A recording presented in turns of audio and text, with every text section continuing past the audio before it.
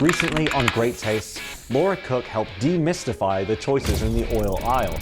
Like Laura, I've been cooking with canola oil professionally and at home for years, but if you spend even 5 minutes online, you'll find people calling seed oils toxic or poisonous. The claims are everywhere, but are any of them actually backed by science? Nutrition information can get really confusing, and it's hard for even someone like me to know what to believe. I'm a professional chef. I care about flavor, affordability, accessibility, and whether the food I serve people is actually nourishing them. So instead of trusting influencers or scary headlines, I wanted to talk to someone who is qualified to answer these questions. I'm looking for clarity, not conspiracy theories. Now the golden boy is actually golden because he's covered in canola. Okay, we are here. We are here to see Nita Sharda and get all of our questions answered. Nita Sharda is a registered dietitian who spent years helping Manitobans navigate food and nutrition information. And lately, she says misinformation online is making that harder. Well, I think a big reason is we have access to so much information literally right at our fingertips. Yeah. And not everybody knows how to sift through, what is high quality versus poor quality information. And we know that unfortunately misinformation, it's often really sensationalized. There's these strong headlines and they really sort of like pick at your heart and create a lot of worry.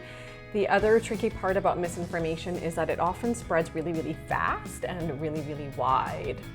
This video was created with support from Hello Canola, and we've connected with Nita because she has recently joined the Manitoba Canola Growers Market Development Committee. Nita's opinions shared here are based on her professional experience and evidence-based nutrition guidance. We all follow, a fairly stringent code of ethics, and my responsibility to the public is to make sure that I am providing high quality information that's rooted in evidence. And the reality is science isn't a feeling, it's not a belief system, it's actually quite factual. So we're here today to talk about canola, and I have a lot of questions for you. Okay. Need some answers. So as a dietitian, what sort of advice do you give to people in terms of canola and health? For the most part, I'm letting people know that it's a great oil to consider being part of an overall pattern of healthy eating. I think when it comes to the fats that we pick, we have to keep that pattern of intake in mind. Are we just having oil? Probably not, but is it what you're using to dress up your salad or cook your masala in, or maybe your green beans is kind of the message versus, are you using it for our ultra processed, ultra packaged foods that maybe don't have as much nutrition in it, which again isn't necessarily a bad thing, but it's not something that, we're going to want to fill up on. Right. When we're talking about fats, we're looking at the benefits and the negatives of each fat and what their uses might be. Correct. So I see a lot of fuss online about seed oils, but what exactly is a seed oil? Okay, simply put, it is a type of oil that's extracted from the seed of a plant and not a fruit. So we here are talking about canola oil, but there's lots of other seed oils like corn oil, soybean oil, safflower, and even sunflower oil. And we often hear the phrase heart healthy when we're talking about canola. So what is it about canola that makes it heart healthy? A few things. Number one, it actually does not contain any cholesterol, which is something we want to keep in mind. It's also low in saturated fats, but it's actually higher than most other oils in something called omega-3 fatty acids. So that's something that we're really, really fascinated about, for heart health, but also overall human health. So I want to add a bit of nuance. I'm a South Asian individual, and in my family, cardiac disease runs pretty rampant. I wish I could change that part of my ancestry, but I can't. So one of the things I'm really interested in is just the fatty acid profiles. Right, yeah, when I think of omega-3s, I think of brain health as well, and it being something that's very vital. I did not know that omega-3s were so present in canola. They are. So one of the things I see online is canola oil causing inflammation, but we're talking about it being specifically anti-inflammatory. So where's that opposite views coming from? Totally. I've counseled thousands of clients in my office, and the message I often leave them with is that canola oil is not pro-inflammatory, it's actually anti-inflammatory.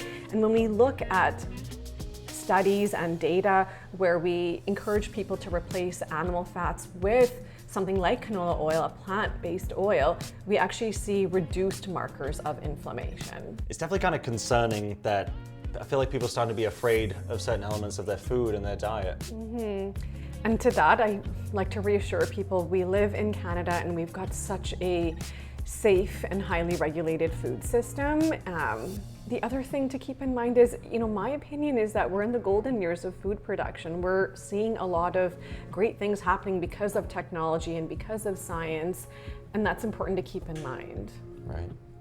So as a dietitian, someone comes into you and says they're genuinely afraid of seed oils, and what would you say to that person? Probably the first thing I'd do is ask them a question back and ask them what it is that they are actually afraid of, and then really try to help support them in making a decision that ultimately works for them. I mean, my job isn't to sway anyone one opinion, it's just to present the data, and then people get to go home and make these decisions. Fair enough. So with what I learned today, does this mean that I can go eat as much deep fried food as I want, all the fries and poutine that I want? Yeah, the answer to that is mostly no. Again, you can go home and do whatever, works for you. But by virtue of doing that, what you're gonna do is crowd out your diet, and you're gonna miss out on the benefits of so many other foods. So yeah, enjoy those foods, but they should make up one part of your, again, pattern of intake. Absolutely. Moderation. Well, I've learned a lot today. It's been eye-opening. Thank you so much for talking with me today. Yeah, you're it's so been welcome. great. So good. Cheers. Today, I learned there's a big difference between online opinions and evidence-based nutrition.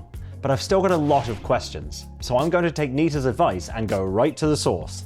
Next week, I'm going to be visiting a farm for the first time. I'll meet a Manitoba canola grower and learn more about how canola is grown. For me, the biggest takeaway from today is that food shouldn't be something we fear. If you want to learn more about your food, how it's grown, and the people who grow it, check out these stories. And be sure to subscribe so you don't miss the next phase of my investigation.